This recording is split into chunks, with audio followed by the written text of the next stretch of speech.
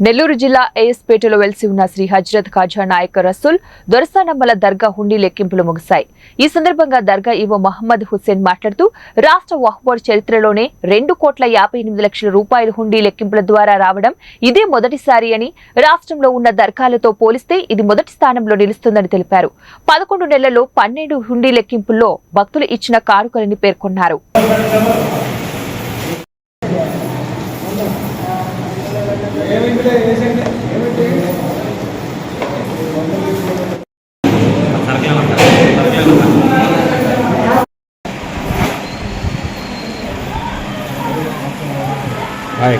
Chandra कन्नाड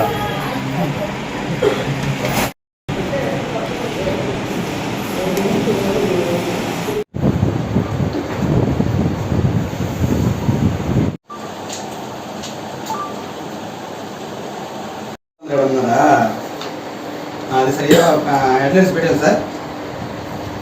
sir live ఇస్తాను sir. Sir దగ్గర wifi ఉందంటే కనెక్ట్ ఇస్తాను.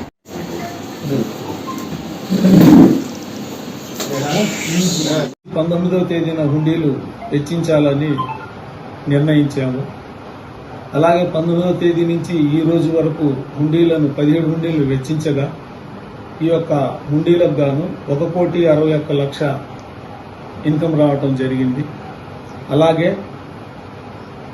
బంగారం 26 గ్రాముల 70 మిల్లీగ్రాములు రావటం జరిగింది. వెండి 7 కేజీల 149 గ్రాములు రావటం జరిగింది.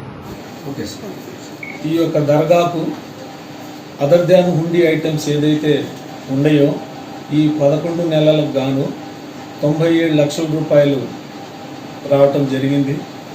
ఈ యొక్క హుండీ కలెక్షన్ ఏదైతే 1,61,00,000 ప్లస్ ఆ 97 లక్షలు ఏదైతే ఉందో 2,58,00,000 ఒక సంవత్సరానికి అంటే 11 నెలలకు ఈ దర్గా యొక్క ఆదాయం ఈ రాష్ట్ర వక్ఫ్ బోర్డు వారికి వచ్చింది. ఆదాయం హైయెస్ట్ అండి.